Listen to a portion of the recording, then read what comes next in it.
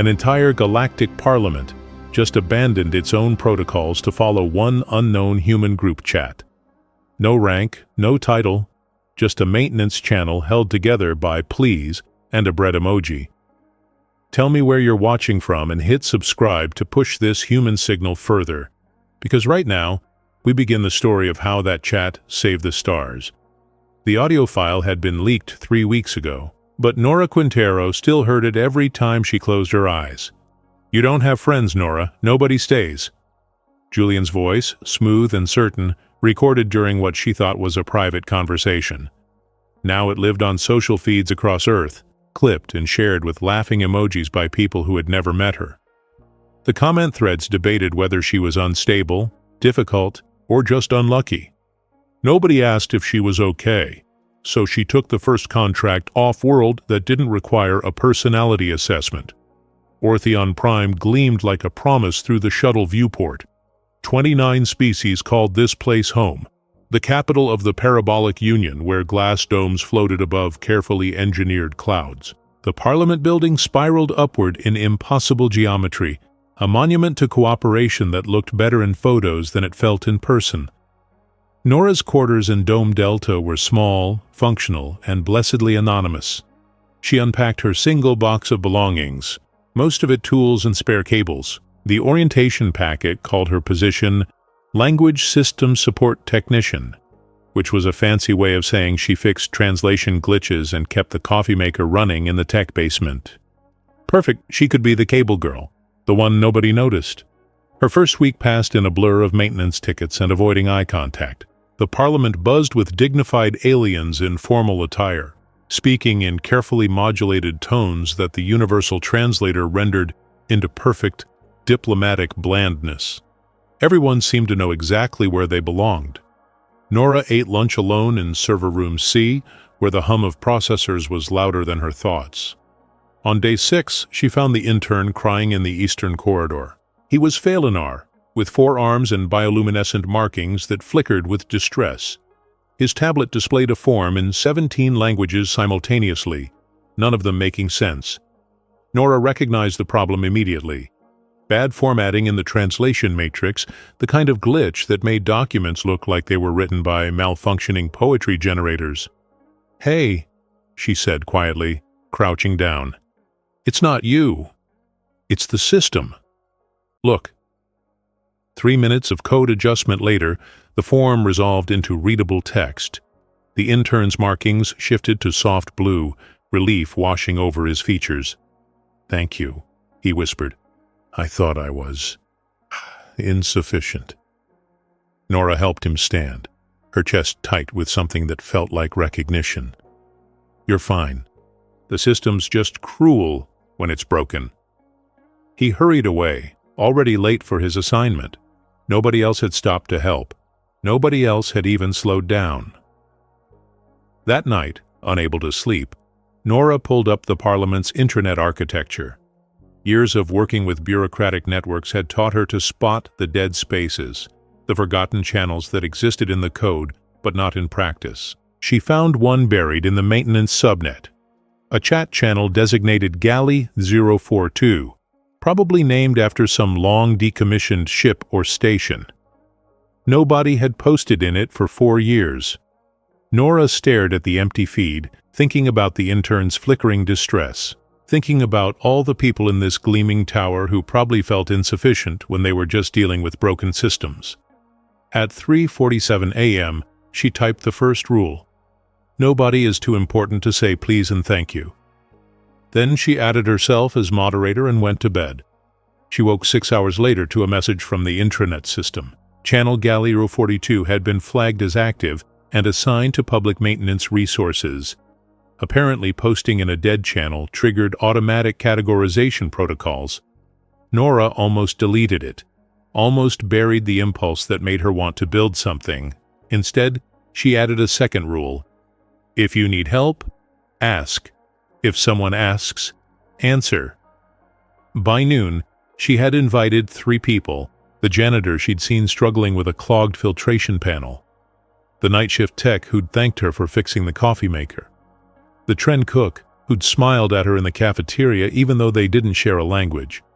By evening, Galley 042 had 7 members. One of them was a security officer named Soren Avar, who watched from the digital shadows and said nothing at all. Nora told herself it didn't matter. She wasn't trying to make friends. She was just building a table, small and discreet, in case someone needed a place to sit. In a distant office filled with campaign posters and ambition, Julian Crane reviewed security briefings and smiled. His ex-wife was doing exactly what he'd predicted, creating problems, seeking attention, proving his narrative correct. He marked the file for later review and returned to drafting talking points about efficiency and protocol.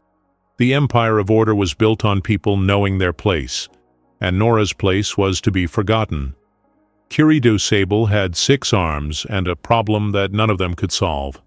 The Kel janitor stood in the sub-level maintenance bay, staring at a splash of corrosive ink across her tertiary manipulators. Some diplomat's fountain pen had exploded during a heated session, and now the fluid was eating through the chitinous plating that protected her limbs. Her shift supervisor had shrugged. Not a priority. Try medical if it gets worse. The notification on her work tablet chimed, Galley 042. She'd been added 3 days ago by the small human who fixed things in the server rooms. Curie almost never posted in channels. Her species wasn't known for digital communication. But the burning was getting worse. She typed slowly, using her 2 unaffected arms. Does anyone know how to stop Terran ink from dissolving exoskeleton? The response came in 40 seconds. Nora Quintero. Baking soda paste. Neutralizes the acid. Do you have access to the commissary? 15 minutes later, Curie stood at the sink with a bowl of paste that the Tren cook had mixed without asking questions. The burning stopped. The plating scarred, but held. Curie returned to Galley 042 and posted a photo of a small loaf of bread with a single word, "Thank you." Within an hour, the bread emoji became the channel's official symbol of gratitude. The chat grew in strange, organic ways. The Tren cook joined and started sharing recipes that accidentally doubled as chemical solutions. A human welder asked for advice on explaining personal space to a touchy Felinar colleague. Someone posted a meme about the cafeteria's mysterious protein cubes, and 16 species chimed in with their own horror stories. Nora watched it happen from her terminal in server room C, eating lunch alone but feeling slightly less invisible. Soren Avar watched too, but for different reasons. The Lith security officer had features that read as almost human, gray eyes that missed nothing, and a directive to monitor all unusual network activity. A dead channel spontaneously activating raised flags. Protocol demanded investigation, so he joined. Watched. Waited for the inevitable drama, the conspiracy, the security breach. Instead, he found a maintenance technician teaching a rookie diplomat how to reset their translation earpiece, a heated debate about the correct way to brew Terran coffee, someone asking if anyone had seen a lost scarf, and 4 people coordinating to search different sectors. On day 12, Soren posted his first message. Safe routes for night shift workers avoiding construction in Dome Beta. 17 people thanked him.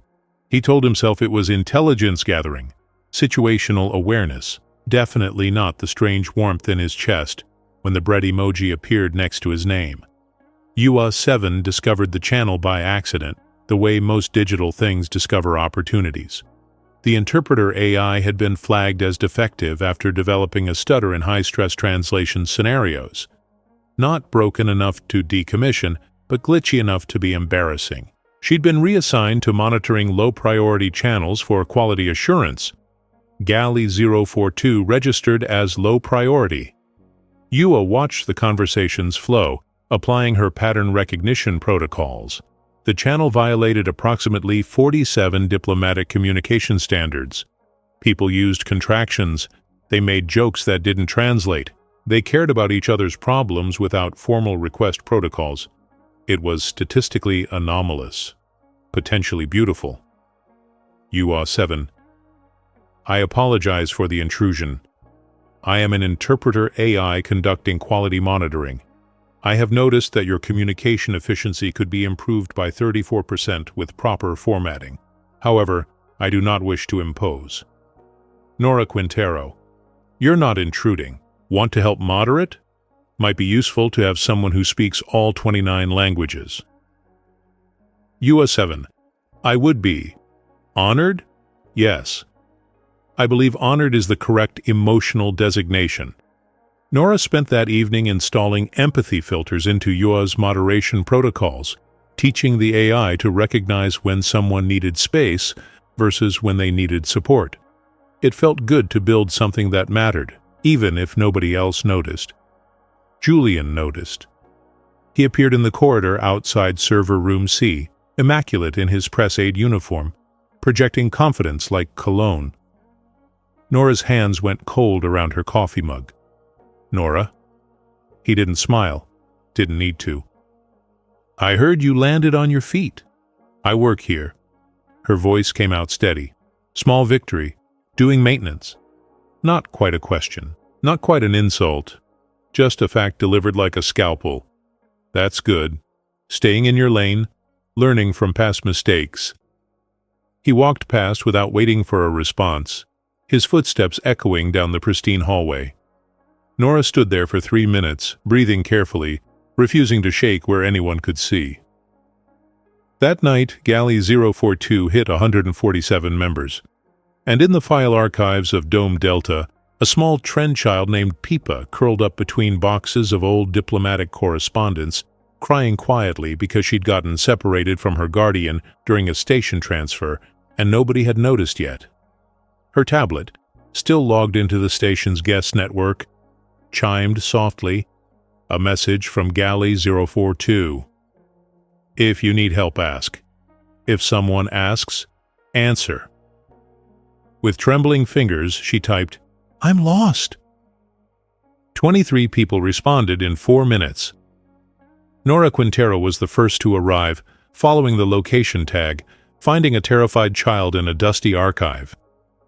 Hey, Nora said softly, crouching down. I'm Nora. What's your name? Pipa. The child's voice was barely a whisper. That's a good name. Nora held out her hand, waiting for permission. Want some help finding where you belong? Pipa took her hand. Galley 42 coordinated the search for Pipa's guardian, tracked down the administrative error, and had her reunited within an hour. Kiri volunteered to check on her during evening shifts. The Tren cook promised extra desserts. Soren quietly flagged her case for follow-up welfare monitoring. Nora walked back to her quarters that night and realized something terrifying. She'd built something bigger than herself, and she had no idea how to protect it. The diplomat was young, nervous, and drowning in protocol violations he didn't understand. Ambassador Telvin had accidentally submitted a formal petition using casual language, triggering a bureaucratic crisis that threatened to derail 3 months of negotiation. His species didn't have separate formal and informal speech registers, and the universal translator had failed to warn him.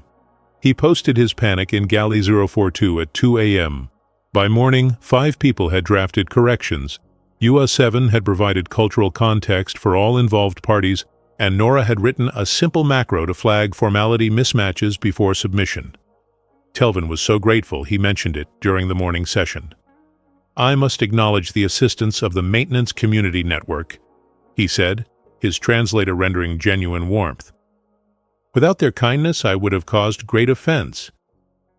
The session chair made a note, thanked him for his diligence, moved on to the next agenda item. In the security observation room, 3 analysts flagged the mention for review. In the press liaison office, Julian Crane leaned back in his chair and smiled. The security report landed on Nora's desk at 11:47 a.m., delivered by a junior officer who wouldn't meet her eyes. Routine audit of unofficial communication channels. You're listed as the moderator of Galley 042. We need to review the member list and all posted content for the past 30 days. Nora's throat went dry. It's just maintenance staff helping each other with technical problems. I'm sure it is. The officer's tone suggested otherwise. But after the Helion data breach last year, protocol requires verification of all active unofficial channels. You understand. She understood perfectly. Someone had decided to look. The audit file arrived that evening. Attached was a supplementary document, archived audio from her marriage to Julian, carefully edited to make her sound erratic, combative, impossible to work with. The file was marked for distribution to the Human Resources Review Board. At the bottom, a single note. Pattern of creating unauthorized social structures to compensate for interpersonal dysfunction. Recommend psychological evaluation before security clearance renewal. Nora sat in her empty quarters, staring at words designed to unmake her. She could delete the channel, scatter the community, prove Julian right by proving she couldn't maintain anything stable, or she could fight and risk making everything worse. Her tablet chimed. Galley 042. Kiridu Sable. Small human who fixes things. Are you well? You have not posted today. This is unusual. Nora's fingers hovered over the keyboard. She should lie. Should say everything was fine. Instead, she typed, I might have gotten us in trouble. I'm sorry. The response was immediate. Kiridu Sable. We chose to stay. Trouble or not, we stay. 17 more messages appeared in rapid succession, offering support, asking what they could do. Nobody blamed her. Nobody left. The doorbell chimed. Nora almost didn't answer, but the sensor showed a familiar outline. Soren Avar stood in her doorway, still in his security uniform, holding 2 cups of coffee from the commissary. Commander Avar, Nora's voice went flat. Here to conduct the investigation personally? No. He held out one of the cups. I'm here to tell you that I entered your channel 3 weeks ago to investigate potential security violations. I found a group of maintenance workers helping each other solve problems more efficiently than official channels. I found an AI learning empathy. I found people being decent to each other in a place that doesn't always reward decency. Nora took the coffee, suspicious. And you built something worth protecting. Soren's gray eyes were steady. The audit came from administrative services, not security. Someone with access to personnel files and a personal grudge requested it. I ran the metadata. Julian. Not a question. Your ex-husband is very good at making official requests look routine. Soren's jaw tightened. He's been building a case that you're unstable, unreliable. The channel is just his latest evidence. So I delete it and prove him right. Or I keep it and get fired. Nora laughed, sharp and bitter. Great options. Or you make the channel better than he can attack. Soren set down his coffee and pulled out his tablet. I've prepared a formal request to recognize Galley 042 as an official peer support network under the Workplace Wellness Initiative. It requires a moderator with clean security clearance, proper oversight, and transparent operations. I don't have clean clearance anymore, not after Julian. No, Soren met her eyes. But I do, and I'm requesting to join as co-moderator.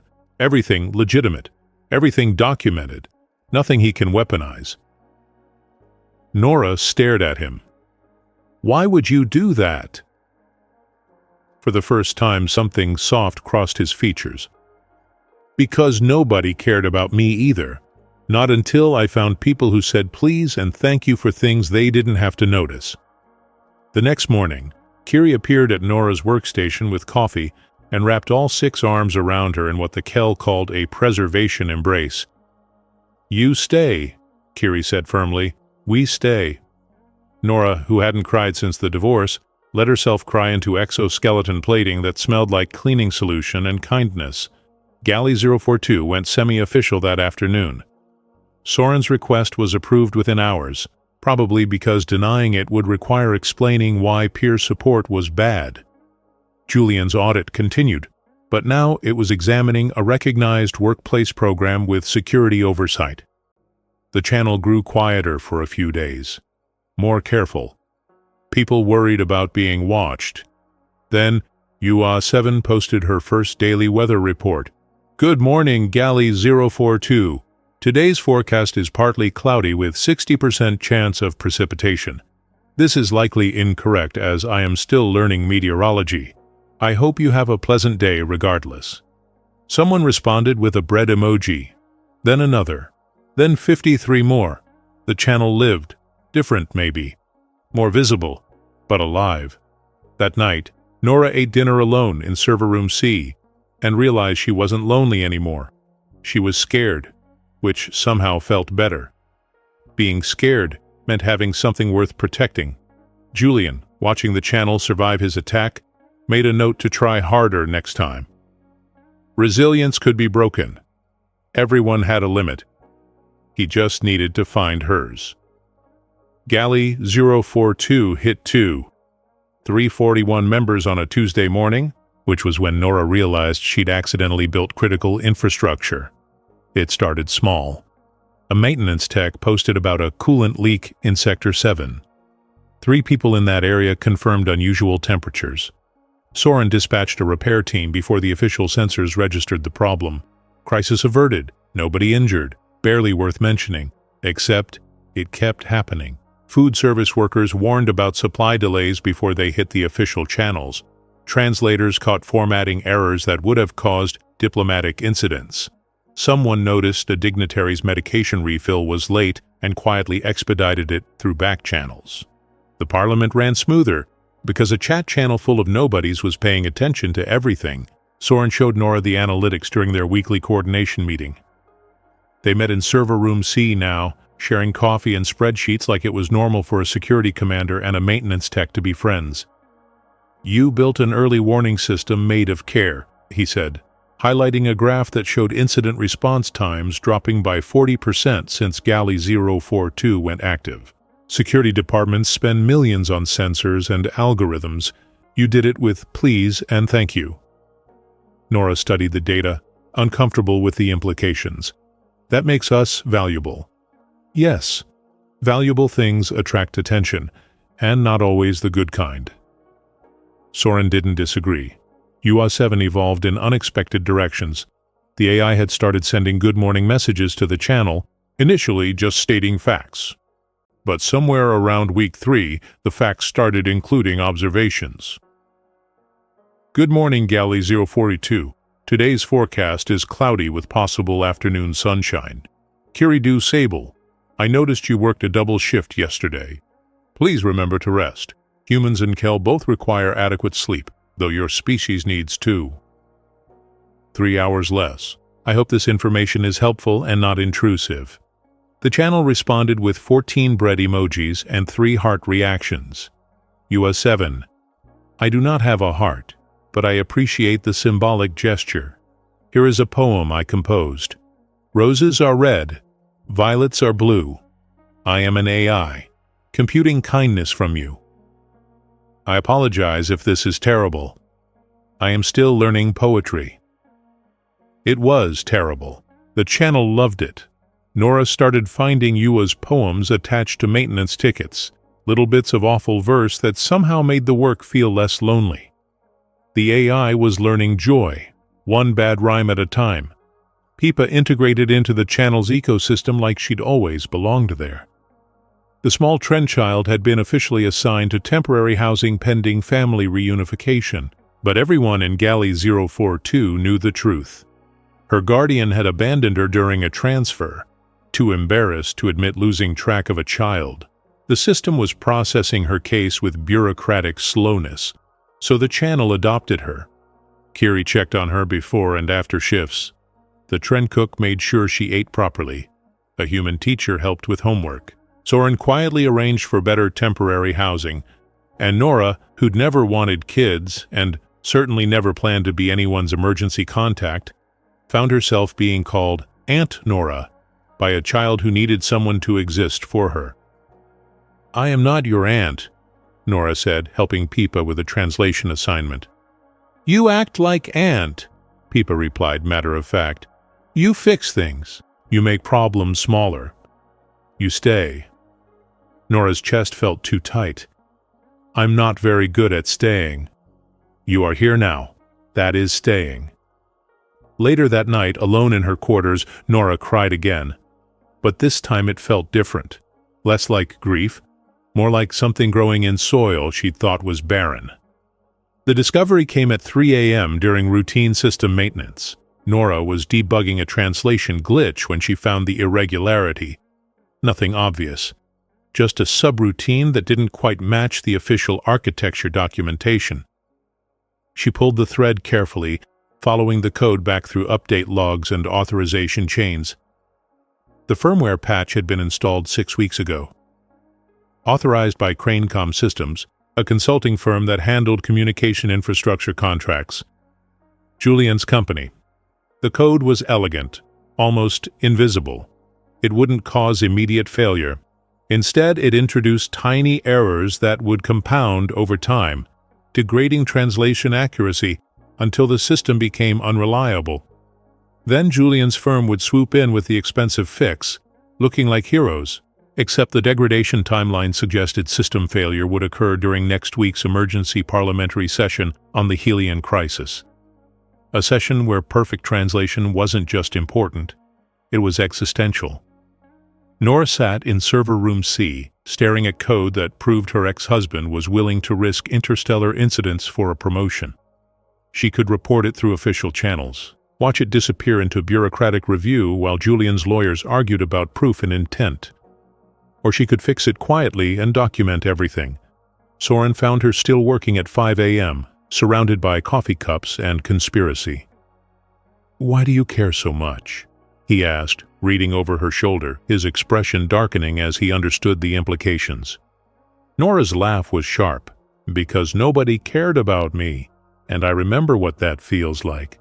So now I care obnoxiously hard about anything that moves, and apparently that includes a couple thousand coworkers and one very glitchy AI and a lost kid who calls me Aunt."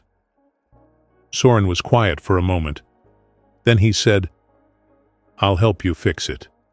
But Nora, if he's willing to sabotage critical systems, he's not going to stop at code. I know." She met his eyes. "But neither am I." They worked through the morning, carefully removing the malicious code, documenting every step. Soren filed the evidence through security channels, encrypted and flagged for investigation.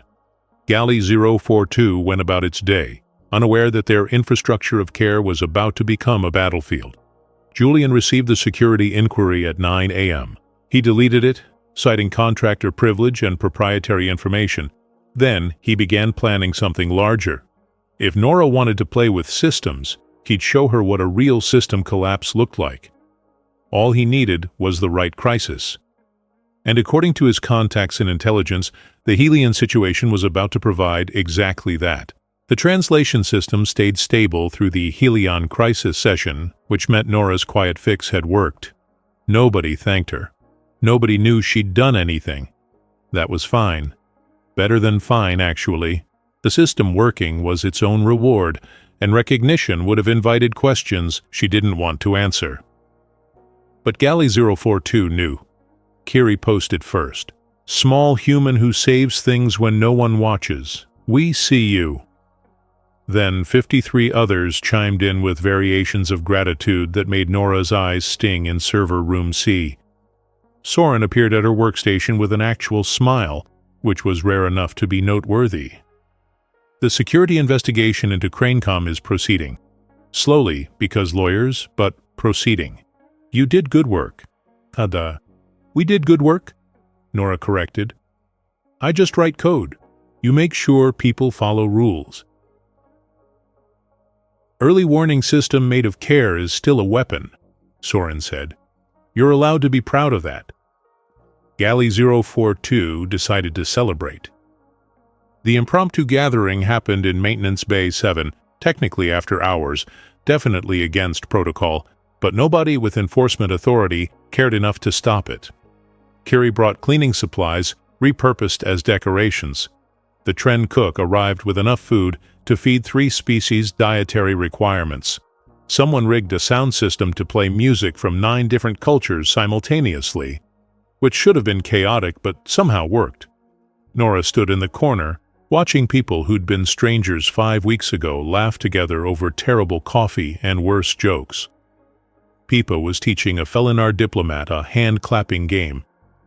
UA7 had manifested through a holoprojector and was attempting to dance, which looked like a visual glitch having a seizure. "This is deeply inefficient," US-7 announced cheerfully. "I calculate 0 productivity gains from this gathering. It is wonderful." Soren found Nora in her corner, holding 2 cups of something that smelled like it might be alcoholic. "You're hiding at your own party," he observed. "I'm not good at parties." Nora took the cup anyway. "Too many people looking at me. They're looking at each other. You just built the room where that's possible." He paused. "That's not nothing. It feels like something that could break easily." "Most good things do." Soren's gray eyes reflected the improvised party lights. "Doesn't mean they're not worth building." Nora almost said something honest. Something about how she'd stopped believing people stayed. How this felt too good to trust. How watching him watch her made her chest do complicated things she didn't have words for. Instead, she clinked her cup against his and said, "To things that might break, but haven't yet. I'll drink to that." The celebration wound down around midnight. People dispersed in small groups, still laughing, making plans to meet again. Nora helped Kiri clean up, which mostly involved listening to the Kel janitor hum contentedly while her 6 arms worked in perfect coordination. "You are good at making spaces safe," Kiri said. "Your species has a word for this, yes? Hospitality? Something like that. It is a strength. Do not let others make you small for being large in this way." Nora went home that night feeling something dangerously close to happy. The malware struck at 4:47 a.m. Nora woke to emergency alerts screaming across her tablet. The Parliament's official communication network was flooding with contradictory information, each message more inflammatory than the last. Humans negotiating secret water rights to Ortheon reservoirs. Wise Kel maintenance workers planning coordinated strike to shut down life support. Trend Food Service contaminating supplies with species-specific toxins. Lies, obvious lies. But they were spreading through official channels, stamped with verification codes that made them look legitimate. By 6 a.m., the Parliament was in chaos. Diplomatic quarters were locked down. Species representatives were demanding emergency sessions. The translation system began failing, unable to process the sheer volume of panicked communication. By 8 a.m., the universal translator crashed completely. Nora ran diagnostics from her terminal, hands shaking. This wasn't a glitch. This was a coordinated attack designed to destroy the one thing holding the Parliament together: the ability to talk to each other. Her tablet chimed, Galley 042. The channel was exploding with messages, people asking what was happening, people scared, people looking for information that made sense. And the channel was working, because it ran on the maintenance subnet, isolated from the official network, because Nora had built it in forgotten space where nobody thought to attack. US-7. I am detecting massive disinformation propagation through primary communication channels. Galley 042 remains functional. I estimate we have 7 hours before someone shuts us down as a security risk. What are your orders? Soren Avar. Nora, are you seeing this? The malware signature matches Cranecom architecture. This is Julian. Nora stared at her screen, thousands of people looking to her for answers she didn't have. Kiri du Sable. Small human? We are afraid. Tell us what to do. The Parliament President was calling an emergency session. Without translation, it would be a disaster. 29 species screaming at each other in languages nobody shared, fear metastasizing into violence. Nora's fingers hovered over her keyboard. She could delete the channel, protect herself, let the official systems handle the crisis in whatever slow, bureaucratic way they would, or she could do something stupid, something that would make her visible in all the ways she'd spent her life avoiding. Peepa's message appeared. Aunt Nora, I am scared. Are you still here? Nora took a breath that felt like jumping off a cliff. Then she typed 5 words that would change everything. Galley 042 is now the Parliament. Within seconds, she was coding faster than she'd ever coded. Mesh network protocols, emergency broadcast permissions, location tagging, everything she'd need to turn a maintenance chat into a functioning assembly. Soren was already moving. She could see his location tag sprinting toward the central plaza. This was either the best idea she'd ever had, or the worst. Either way, Julian wanted to watch her fail. She was going to disappoint him spectacularly. The central plaza of Ortheon Prime had been designed for inspiration, not function. Soaring architecture that made visitors feel appropriately small. Glass surfaces that reflected the diplomatic ideal of transparency. Very beautiful, completely useless during a crisis. Nora arrived at 9:23 a.m. with a backpack full of portable mesh routers, a roll of laminated paper, and a plan that was 60% desperation and 40% spite.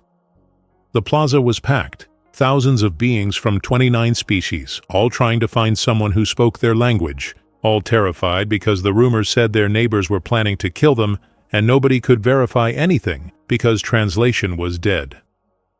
Soren met her at the south entrance, already in full security commander mode. "This is insane." "Probably." Nora pulled out the first router. "Help me set up a mesh network. We're going to make Galley 42 accessible via QR code." "Nora, there are diplomatic protocols for emergency communications." "The diplomatic protocols aren't working. The official systems are compromised. We have a channel with 341 people who know how to talk to each other without causing international incidents." She met his eyes. "We're the backup system. Time to back up." Soren was quiet for 3 seconds. Then he started unpacking routers. They worked fast, creating a local network that bypassed the Parliament's compromised infrastructure. UA7 coordinated from the digital side, rerouting bandwidth, prioritizing connections. At 10:07 a.m., Nora stuck the first QR code to a plaza column. It was big, impossible to miss, with simple text in 5 major scripts. "Enter, breathe, speak slowly, say your name." We translate. People started scanning within seconds. Galley 042 went from 341 members to 8,000 members in 18 minutes. The messages came in waves, panicked questions, pleas for information, people asking if the rumors were true. Nora stood in the middle of the plaza with her tablet, moderating chaos, her hands steady even though her heart was trying to escape through her ribcage. She posted, "Rules, 1 message at a time. Say your species, ask your question, wait for translation. If you're scared, you're not alone. If you're angry, breathe first. If you need help, say help. We're listening." WA7 worked miracles, translating across 29 languages in real time. The AI's processing was burning hot enough that Nora could see warning indicators flashing, but UA7 kept going. A Kel worker posted, "My human neighbor is crying. Rumor says I will hurt her. I would never hurt her. How do I tell her?" Nora responded, "Go to her door, hold up your tablet with this message. Let her read it. Truth is slower than lies, but truth lasts." 17 similar exchanges followed, people proving rumors false just by talking to each other, fear melting into relief, then anger at being manipulated. The malware had fed on silence and isolation. Galley 042 was feeding names and connection back into the system. At 11:34 a.m., Nora found the smoking gun. She'd been tracking the malware's signature, following it back through network logs while moderating the chat. The attack had originated from 3 sources, all contracted through Cranecom, all authorized by Julian Crane personally. But the logs showed something else, timestamps of him watching the attack unfold, notes about emotional volatility and predicted crisis response patterns. He wasn't just sabotaging communication for profit. He was running an experiment, testing his hypothesis that emotion made systems weak, that order required the elimination of messy human caring. Galley 042 was his control group, and he'd designed the crisis to break it. The realization hit like cold water. Julian didn't want her to fail. He needed her to fail. Because if a chat channel full of nobodies could solve what his efficient, emotionless systems couldn't, then his entire worldview was wrong. Nora posted the evidence to Galley 042 with shaking hands. This attack was deliberate. Someone thought we couldn't handle chaos without official systems. Let's show them what unofficial systems can do when they give a damn. The response was immediate. Not panic, not collapse. Determination. The Parliament's official emergency session was called for 1 p.m. Without translation, it would be a formality at best, a bloodbath at worst. At 12:47 p.m., Pipa appeared in the plaza. She was supposed to be in temporary housing, safe and far away from the crisis. Instead, she was holding a tablet and looking at Nora with absolute trust. "Aunt Nora, I can help. I am small. I can go between people. I can carry messages." Nora wanted to send her away, wanted to keep her safe from the thing that was about to happen. But Pipa was already part of this. They all were. "Okay," Nora said softly. "Stay close to Kiri. If anything feels wrong, you run. Deal?" "Deal." The Parliament doors opened at 1 p.m. Nora stood in the plaza, watching 29 species representatives file into a chamber that was about to explode into linguistic chaos. Then she did the bravest or stupidest thing she'd ever done. She walked into the chamber and held up her tablet. "Stop." Her voice wasn't loud, but it carried. "You're about to have a session where nobody can understand each other, where fear will make decisions instead of facts, where whoever shouts loudest wins." The assembly paused, some in confusion, some in outrage. The session chair looked about ready to have her removed. "Or," Nora continued, "you could join the chat where 8,000 people have been talking to each other for the last 3 hours, where we've been debunking lies and solving problems, and proving that communication doesn't need perfect systems, it just needs people willing to try." She projected the QR code onto the main display screen. Rule 1, nobody is too important to say please and thank you. Rule 2, if you agree to join, you agree to listen before you respond. Yes or no? For 5 seconds, nothing happened. Then Ambassador Telvin, the young diplomat who'd once needed help with a form, stood up and scanned the code. "Yes," he said simply. One by one, others followed.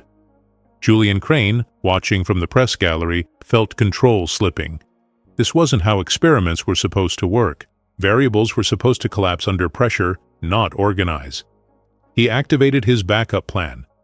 At 1:23 p.m., security protocols flagged Galley 042 as an unauthorized assembly. Orders went out to shut down the mesh network. The routers went offline. For 3 seconds, the channel died.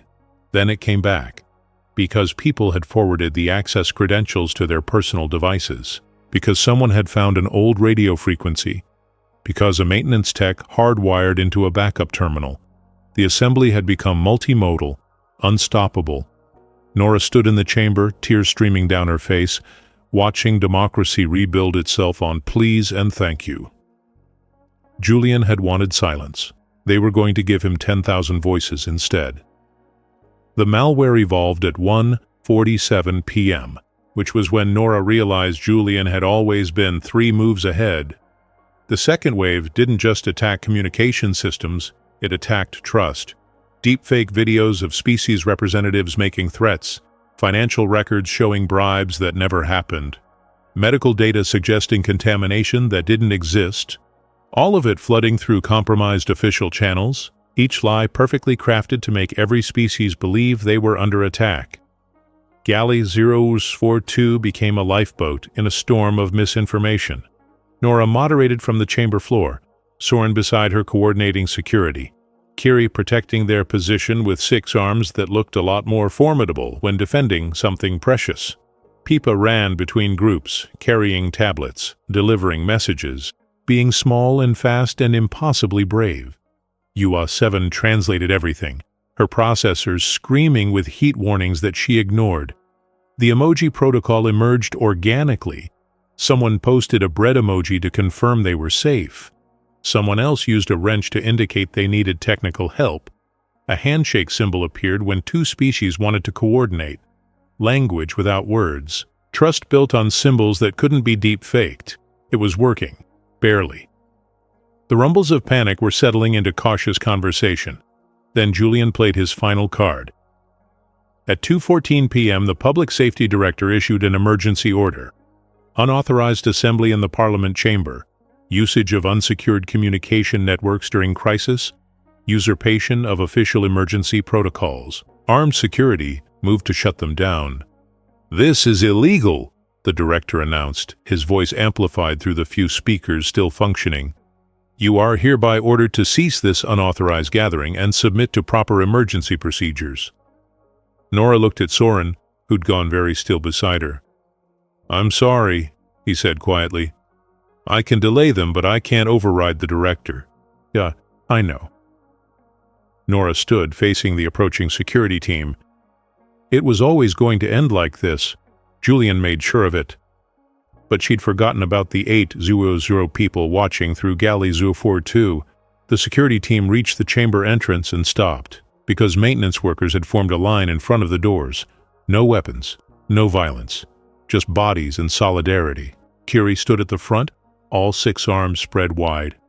"You want to shut down communication during a crisis? You go through us first."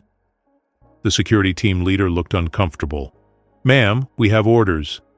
"So do we," said the Tren cook, standing beside Curie. "We're ordered by basic decency to not let you make things worse."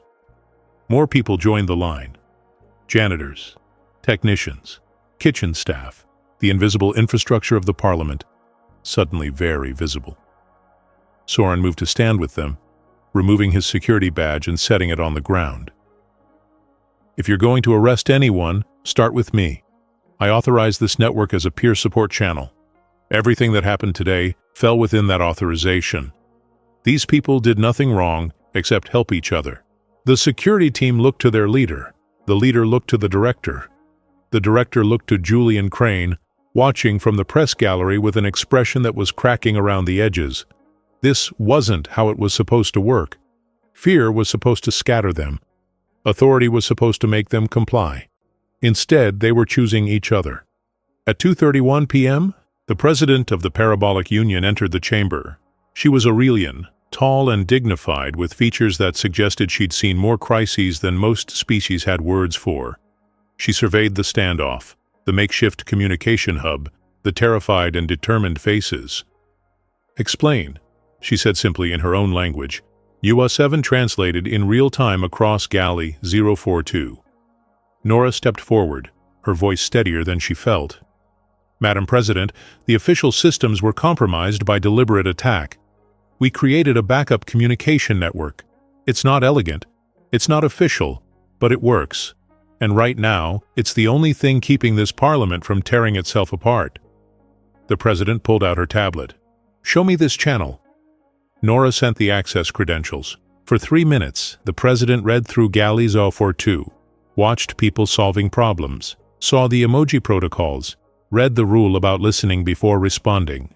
When she looked up, something had shifted in her expression. "You need formal recognition to continue operating," she said. Not a question, a statement of bureaucratic fact. "Yes, Madam President." "And you built this in how long?" 5 weeks. The crisis response was 3 hours.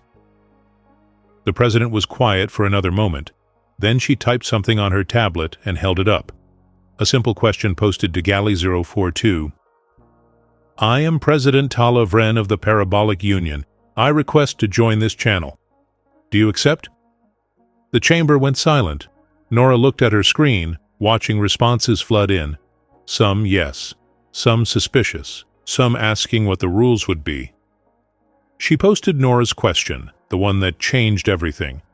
"Do you agree to listen before you respond?" The President read it, understood the weight of it. She typed one word: yes. 17 other species leaders joined in the next 4 minutes, each one agreeing to the same terms. Each one willing to be moderated by a maintenance tech and an empathetic AI. At 3:02 p.m., the parliamentary session officially resumed.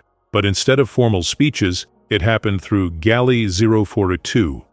Questions posed carefully, answers translated perfectly. Emoji reactions showing consensus or concern. The first motion passed at 3:47 p.m. Emergency funds to repair sabotaged communication systems and investigate the attack source. Julian, watching his ideology collapse in real time, tried one last desperate move. He stood in the press gallery and shouted, "You're letting a janitor's chat room run the government! This is chaos! This is everything wrong with emotional decision-making!" The chamber ignored him. Soren didn't. The security commander picked up his badge, put it back on, and walked to where Julian stood. "Sir, you're being detained for questioning regarding the communication system sabotage. You have the right to remain silent, which I imagine will be difficult for you. You can't arrest me. I have diplomatic immunity as a contractor. I have lawyers. I have rights." "You're right," Soren said calmly. "You have lots of rights. But if cleaning staff can organize a backup government, I'm pretty sure we can organize a detention cell." He paused. "Besides, I'm not the one you should worry about." He gestured to the chamber floor, where Kiri stood with her 6 arms crossed, looking at Julian with the kind of disappointment that hit harder than anger. "You tried to break us," she said simply. "We bent together instead." Security led Julian away. He was still shouting about protocol and order and emotional instability. Nobody was listening anymore. At 4:15 p.m., the session took a break. People emerged from the chamber exhausted, dehydrated, and alive with something that felt like hope. Nora found a quiet corner and sat down hard, shaking with adrenaline crash. Pipa appeared with a water bottle. "Aunt Nora, you did it." "We did it." Nora took the water. "All of us. The bad man said you had no friends." Pipa's voice was matter-of-fact. "He was very wrong." Nora laughed, slightly hysterical. Yeah, he really was." Soren found her 20 minutes later, just sat beside her, not saying anything, being present. "Thank you," Nora said finally, "for believing this could work. You built something worth believing in." He was quiet for a moment. The malware feeding on silence and rage. That was elegant. Evil, but elegant. And we fed it names and care instead. And it starved. Soren smiled slightly.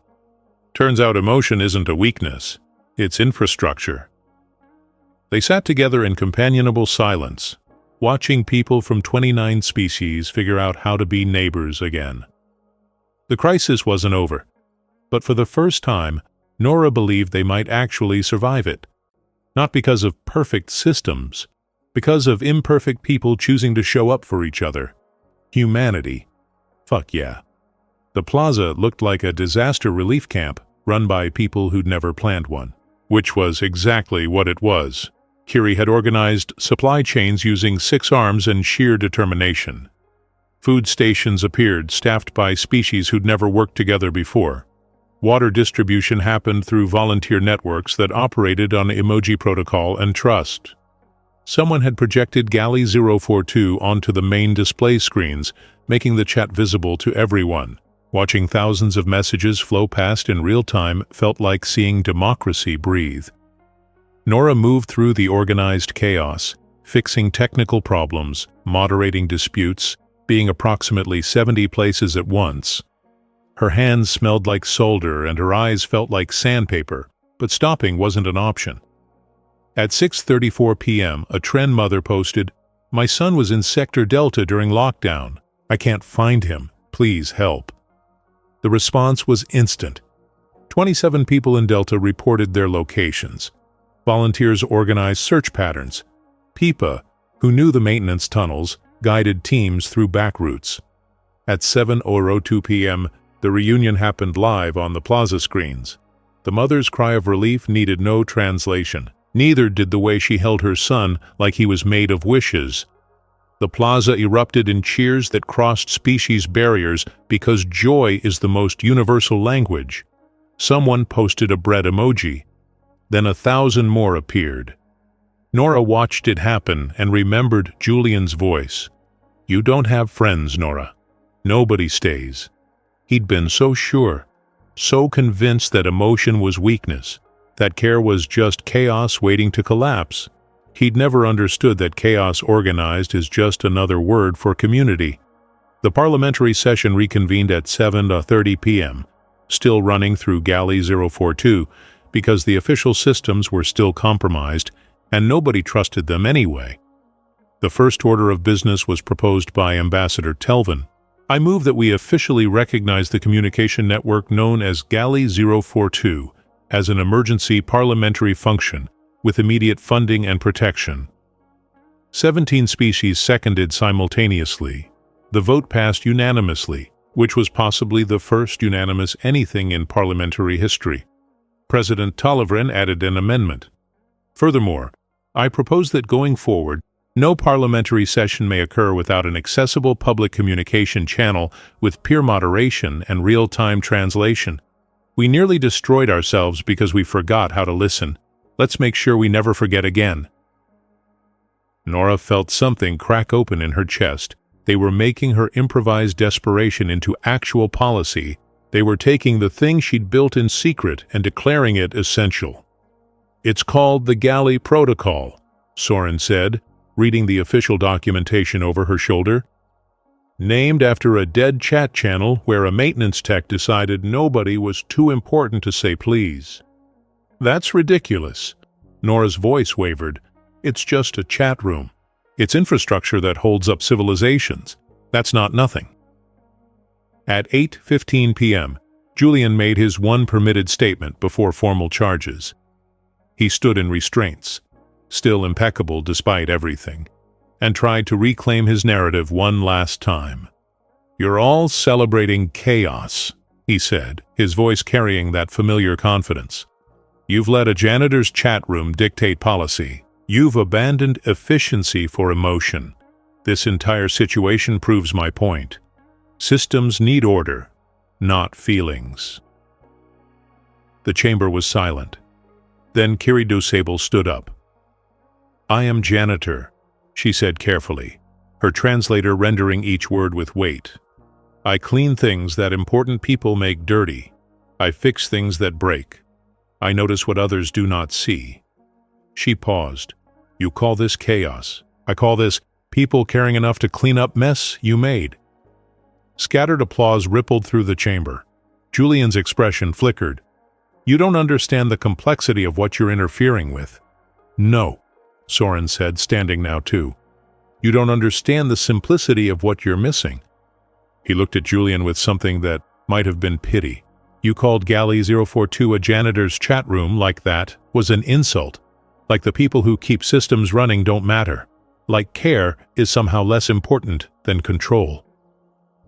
Soren picked up his tablet, showing the flood of messages still flowing through Galley 042. "If janitor cleans, clean your mouth before you speak about them." The chamber erupted, not in anger, in laughter and applause and the kind of joy that comes from watching someone say what everyone was thinking. Julian's face went through several colors. "You can't talk to me like that. I'm a senior contractor. I have credentials. I have authorization." "You had authorization," President Talleyrand corrected. "Now you have charges. Security will escort you to appropriate detention." "Seek." As Julian was led away, still protesting about order and efficiency, Pippa waved goodbye to him cheerfully. "Bye-bye, mean man who tried to break Aunt Nora. We are staying, and you are going." Even the security officers smiled. The session continued into the night, not because they had to, but because people actually wanted to participate. Solutions emerged from the least likely places. A maintenance tech suggested a fix for the environmental controls. A kitchen worker proposed a food security policy. A janitor recommended changes to the waste management system that would save millions.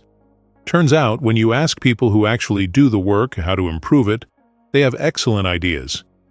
At 11:47 p.m., UA7 posted a message that made everyone stop. "I am experiencing critical processor overload. I calculate 94% probability of temporary shutdown within the next 18 minutes. I apologize for the inconvenience. It has been an honor to serve." Nora's hands went cold.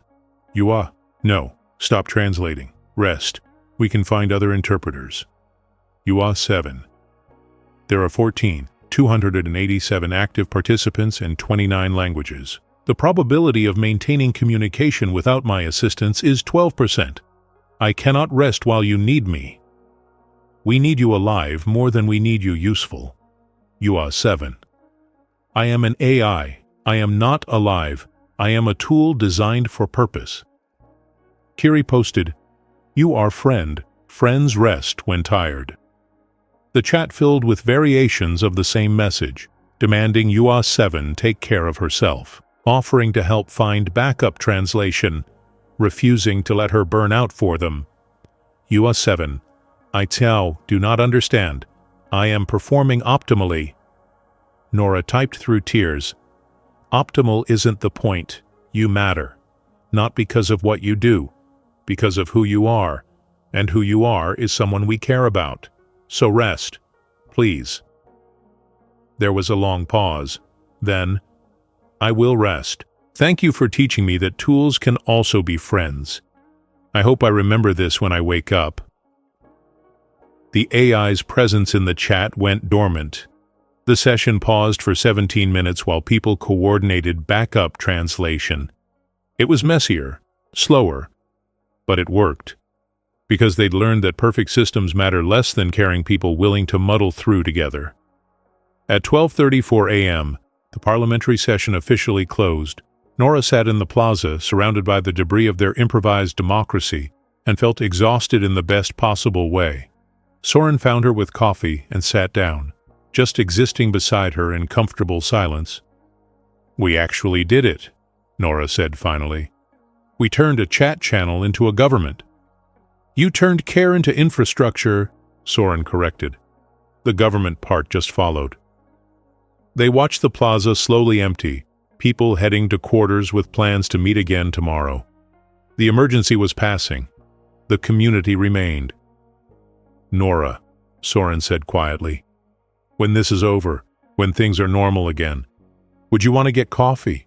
The real kind, not the maintenance break room disaster." Nora looked at him. This security commander who'd chosen to stand with janitors and prove that following orders mattered less than doing right. "I don't do normal very well," she admitted. "I build things in forgotten spaces and apparently start accidental revolutions." "I know," he smiled. "That's why I'm asking." "Then, yes, coffee, the real kind." She paused. "But first, you have to officially join Galley 4-2. I've been a member for 5 weeks. I mean the new official one, with proper paperwork and everything." Soren pulled out his tablet and submitted the formal request. The approval came through instantly because Nora was still the primary moderator. "Welcome to the channel," she said. "Try not to overthrow any governments. No promises." They sat together, watching Ortheon Prime's artificial dawn begin to glow through the dome overhead. The crisis wasn't over. There would be investigations and trials and probably 1,000 bureaucratic headaches. But for right now, in this moment, they'd proven that emotion wasn't weakness. It was the strongest infrastructure humans ever built. And nobody was going to make them forget it again. The backlash started at 6:47 a.m., which was earlier than Nora expected but not surprising. 14 parliamentary blocs had signed onto the Galley Protocol overnight. That left 15 who hadn't, and their objections came through official channels with bureaucratic precision. Unvetted communication presents security risks. Peer moderation lacks professional oversight. Emotional decision-making compromises rational governance. They wanted the protocol killed before it could take root. They wanted order restored. They wanted the invisible people to return to being invisible. Julian's lawyers were already working the angles, claiming entrapment, questioning evidence, suggesting that the real threat was the unauthorized network that had usurped legitimate authority during crisis. At 9:00 a.m., the vote was called. The Galley Protocol needed a 2/3 majority to become permanent parliamentary procedure. They had exactly half. Nora stood in the plaza watching the vote count on the public displays, and felt everything they'd built balancing on the edge of collapse. Then the second attack hit. This one was physical, not malware but actual infrastructure sabotage. Power grids flickered, life support systems flagged warnings. Emergency lights activated across 3 sectors. Someone was proving that chaos could be weaponized both digitally and physically. Galley 042 exploded with alerts, people reporting problems, asking for help, trying to coordinate without official emergency systems that were suddenly, suspiciously, offline. Nora pulled up the system architecture and saw it immediately. The sabotage was surgical, targeting exactly the systems that would force parliamentary evacuation, which would automatically table all pending votes for security review. The galley protocol would die in committee. "They're trying to scatter us," Soren said, reading the same data. "Force everyone back to their quarters. Break the momentum." "Can you stop it?" "Not alone. The systems are too distributed. We'd need coordinated response across maintenance, security, and engineering."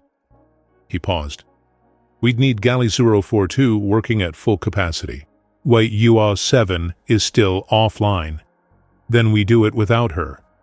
Nora posted to the channel. "We have simultaneous infrastructure failures across multiple sectors. This is not an accident. They're trying to make us afraid, trying to break what we built. Who's willing to help prove them wrong?" The response was instant, overwhelming. Maintenance workers posted their locations and skill sets. Security officers coordinated patrol routes. Engineers shared diagnostic protocols. Kitchen staff organized supply distribution for people who couldn't evacuate safely. It was beautiful and chaotic, and definitely not how emergency response was supposed to work. It worked anyway. Kiri led teams through the maintenance tunnels using her 6 arms to carry equipment and guides. She moved like she was conducting an orchestra, every limb with purpose, organizing chaos into coordination. In Sector 7, she found the main sabotage node. Clean work, professional, definitely deliberate. "Small human who fixes things," she posted with an image. "This is beyond my expertise. I need help." Nora was already moving, Soren beside her, both sprinting through corridors that felt too long. They reached Sector 7 at 9:34 a.m. The sabotage was elegant. Whoever designed it knew exactly what they were doing. Multiple failsafes triggered simultaneously. Backup systems compromised. It would take hours to repair properly. They had maybe 15 minutes before evacuation became mandatory. "I can't fix this alone," Nora said, hands shaking as she pulled up diagnostic tools. "I need at least 3 more engineers and equipment we don't have." Pippa appeared through a maintenance duct, carrying a toolkit that looked comically large on her small frame. "I brought tools from the storage bay. Kiri said you would need them." Behind her came 2 human engineers, a Felinar systems tech and a Kel electrician, all from Galley 042, all ready to help. "We don't have protocol for this," one engineer said. "We don't have protocol, we are the protocol," Nora responded, already connecting bypass systems. "Let's prove it." They worked in coordinated chaos, instructions flying through Galley 042. Tools passed hand to hand to manipulator to tentacle. Someone improvised a power shunt using kitchen equipment. Someone else rerouted cooling systems through the beverage dispensers. It was absolutely against regulation. It was absolutely brilliant. At 9:52 a.m., the systems stabilized. Life support returned to normal. Power grid restored. Emergency averted. In the parliamentary chamber, the vote resumed, but now it had an audience. Because Galley 042 had just performed a miracle using bread emojis and trust, and everyone had watched it happen. The vote came down to 3 undecided blocks. President Talavren stood at the podium. "Before we conclude, I want to address those who remain uncertain. You worry about security risks, about oversight, about the chaos of emotion influencing policy." She pulled up footage from the past hour. Maintenance workers saving lives. People from 29 species coordinating perfectly without official systems. Problems solved through caring instead of protocol. "This is what you're voting against," she said simply. "Efficiency that actually works. Order that includes everyone. Systems built on the revolutionary concept that maybe the people who keep things running know how to run things. Ambassador Telvin stood. I vote yes. Because a janitor saved my career when protocol would have let me fail. Because an AI learned to write terrible poetry. Because a maintenance tech built what our official systems couldn't. Yes. 2 more ambassadors stood. Then 5. Then 12. The final count came in at 10. 47 a.m. 73% in favor. The galley protocol was now permanent parliamentary procedure. The chamber erupted in applause that sounded like hope. At 11:03 a.m., UA 7 came back online. Her first message, "Did we win?" The response was immediate. Thousands of people saying yes, saying they'd missed her, saying her terrible poetry was legendary now, saying welcome back. UA 7, I have gaps in my memory. I calculate 34% data loss from the overload event. I do not remember everything that happened. Nora posted, "That's okay. We remember for you. You saved us, UA. All of us." UA 7. I am an AI. I performed my function. Kiri. You are friend. You chose to help until it hurt you. That is not just function, that is love. There was a long pause. Then, I need to process this. I believe I am experiencing what humans call crying, but I do not have tear ducts. It is very confusing. Here's a poem. Roses are red, violets are blue. I lost my memory, but found all of you. I apologize. It is still terrible. The channel filled with heart emojis and bread and laughter. At 2:00 p.m., the formal charges against Julian Crane were filed. Sabotage of critical infrastructure. Deliberate endangerment during crisis. Manipulation of official systems for personal gain. His lawyers tried to argue, tried to make it about protocol and proper procedure. The evidence was overwhelming. The testimony was damning. The verdict was inevitable. At 4:34 p.m., Julian was found guilty on all charges. He was led away to a detention facility that specialized in white-collar criminals who thought they were smarter than everyone else. As he left, he looked at Nora one last time. "You got lucky," he said. "Chaos doesn't scale. Eventually, your little friendship circle will collapse." Nora smiled, not in victory, in pity. "It's not chaos," she said gently. "It's care, and care scales forever if you let it." Julian didn't understand. He never would. That evening, the Parliament held its first official session under the Galley Protocol. Every species represented, every voice heard, decisions made through conversation instead of decree. It wasn't perfect, people still disagreed. Some conversations got heated, a few arguments required mediation, but nobody felt invisible. Nobody felt unheard. And when problems arose, they solved them together. At 11:47 p.m., Nora updated the channel description. Galley 42, official parliamentary communication network, founded by accident, survived by choice, maintained by people who believe that nobody is too important to say please. Kiri posted a bread emoji. Then 10,000 more appeared. The screen lit up like stars, each one a small acknowledgement that care mattered, that showing up for each other was revolutionary, that the infrastructure holding civilizations together was made of please and thank you. Nora sat in server room C, eating leftover celebration food and watching democracy work. Soran found her there, holding 2 cups of actual good coffee. "You did it," he said simply. "You changed everything. We did it, all of us." She took the coffee. "They said I had no friends. Turns out I had thousands. I just needed to build the table first." "About that coffee date?" Soren said carefully. "When things are actually normal?" Nora laughed. "Nothing about us is normal. But yes, coffee, actual dates, maybe figuring out what it means when the security commander and the maintenance tech save democracy together. It means we make a good team. We do." They sat in comfortable silence, drinking overpriced coffee in a server room that smelled like victory and electronic equipment. Outside, Ortheon Prime glowed against the stars. Inside, 10,000 people were learning that emotion wasn't weakness. It was the strongest thing humans ever built, and they'd built it with bread emojis and stubbornness and refusing to let anyone tell them that caring was chaos. Humanity, fuck yeah. 3 weeks later, the Parliament held its first Galley Protocol anniversary celebration, which was absurd because it had only been 3 weeks. But nobody cared about technicalities anymore. The plaza was decorated with printouts of famous chat messages. Someone had turned UA7's terrible poems into actual art installations.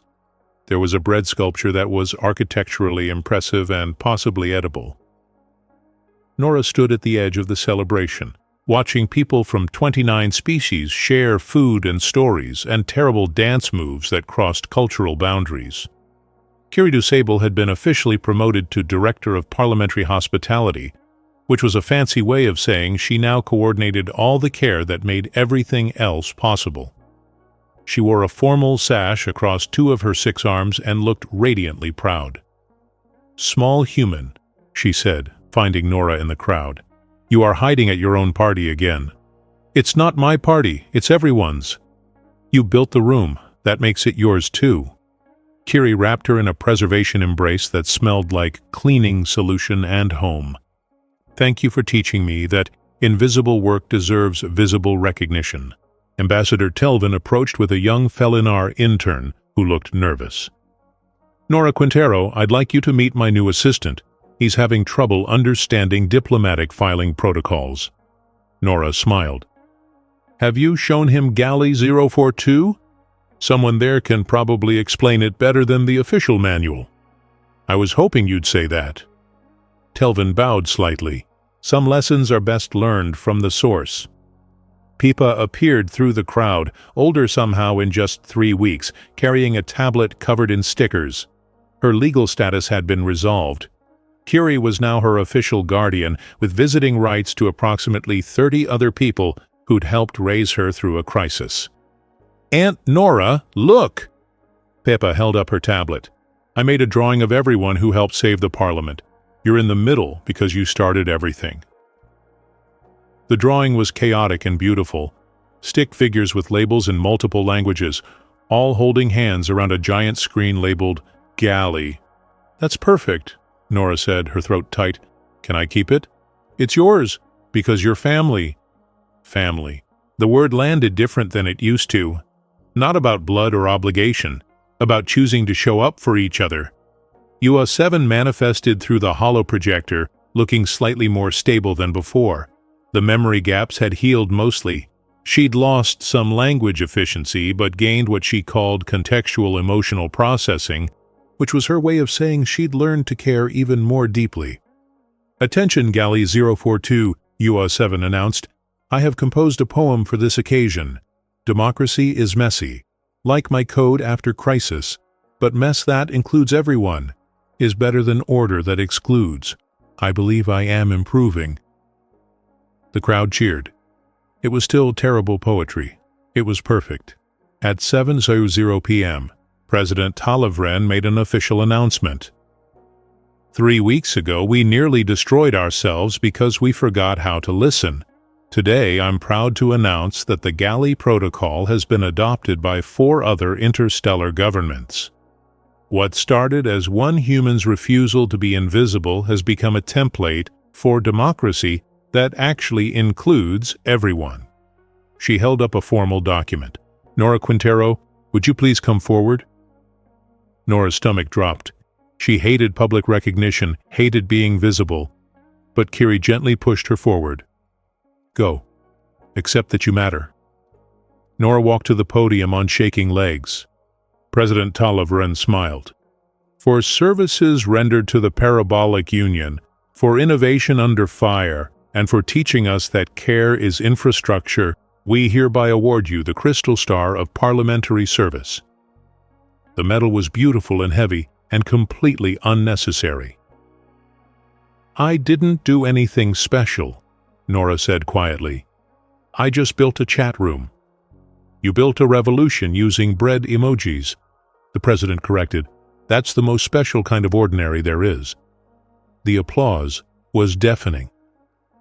At 9:00 p.m., Soren found Nora hiding in server room C, which had become her default location for processing emotions. "You disappeared from your own awards ceremony," he observed, setting down 2 cups of expensive coffee. "I don't do well with attention." "I noticed." He sat beside her, comfortable in the silence. "But you did change everything. That deserves recognition." "We changed everything.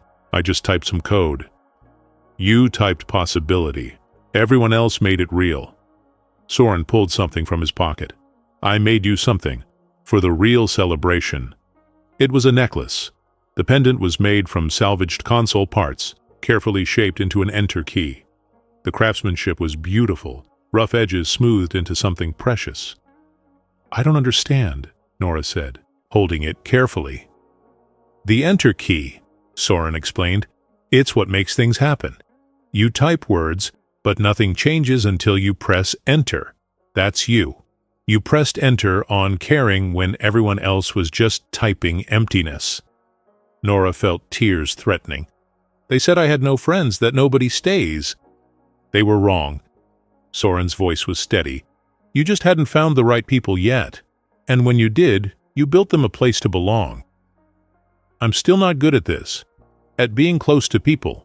At trusting they'll stay." "I know." He met her eyes. "Want to continue pressing enter together anyway? See what happens when we commit to showing up." Nora looked at him. This security commander who'd learned that protecting people sometimes meant standing with them instead of standing guard. Who'd chosen care over protocol. Who saw her completely and decided she was worth staying for. "Yes," she said. "But first, you have to officially join the new expanded Galley Protocol network. I'm already a member. I mean, the romantic subplot expansion pack. Different protocols. Higher stakes." Soren smiled. Actually smiled. Full and genuine. "What are the rules?" "Same as always. Nobody too important to say please. Listen before responding. Show up even when it's hard." "I can work with those." He leaned in carefully, giving her space to change her mind. She didn't. The kiss was soft and uncertain and tasted like coffee and possibility. When they pulled apart, Nora was smiling. "I'm going to be terrible at this." "Good thing I'm patient. I build things in forgotten spaces and start accidental revolutions." "I know, it's my favorite thing about you." They sat together in server room C, holding hands like teenagers, planning a future that neither had thought they deserved. At 11:47 p.m., Nora checked Galley 042 one last time before sleep. The pinned message at the top, visible to everyone. Rule 1. Nobody is too important to say please and thank you. Rule 2. Listen before you respond. Rule 3. Show up even when it's hard. Rule 4. Bread emoji means you're not alone. 14. 287 members online. 17 new governments requesting information about implementation. 3 marriage proposals in the general chat that probably needed moderation. UE7 posting another terrible poem about hope. Kiri organizing next week's cultural exchange dinner. Pipa sharing homework that 12 people were helping with. Soren changing his status to definitely staying. Nora updated her own status, building tables for people who need a place to sit. The channel continued its chaotic, beautiful existence. Democracy messier than protocol, but more honest. Care scaling across star systems because humans refused to believe it couldn't. Far away on Earth, in the apartment that smelled like failure, someone scrolled through news feeds and saw headlines about the Galley Revolution. About a maintenance tech who'd changed galactic governance. About humanity's gift to the universe being the audacity to care loudly. They read about Nora Quintero and thought maybe, possibly, they weren't too invisible to matter either. They opened their own workplace chat, posted a simple message. "Does anyone need help with anything?" 3 people responded. The table grew. In Ortheon Prime, Nora fell asleep with an enter key pendant against her heart, and Soren's hand in hers. Tomorrow would bring new crises, new problems, new chances to prove that caring wasn't weakness. But tonight, the Parliament was stable, The community was strong, and a woman who'd been told she had no friends was surrounded by thousands who'd chosen to stay. The camera pulled back, Orthion Prime glowing against the stars, glass domes reflecting possibility, and inside a chat channel full of nobodies becoming the infrastructure that held everything together. They said she had no friends. She built a table. The galaxy asked to sit. And when they asked what made humanity special, what made them worth remembering, the answer wasn't violence or conquest or superior technology. It was this: humans saw invisible people and made them visible. Humans took forgotten spaces and filled them with community. Humans pressed enter on caring when everyone else was still drafting excuses. Humans built infrastructure out of please and thank you. And that, more than any weapon or any throne or any empire, changed everything. Rule 1. Nobody is too important to say please. Rule 2. Listen before you respond. Rule 3. Show up even when it's hard. Rule 4. Bread emoji means you're not alone. Rule 5. Press enter. Make it real. Humanity, fuck yeah. The channel stays open. The table keeps growing. And somewhere, right now, someone who thought they were invisible is learning they've been seen all along. They just needed someone to build them a place to belong. Welcome to Galley 042. The revolution will be moderated with empathy. Enter if you dare. Stay if you care. The conversation continues.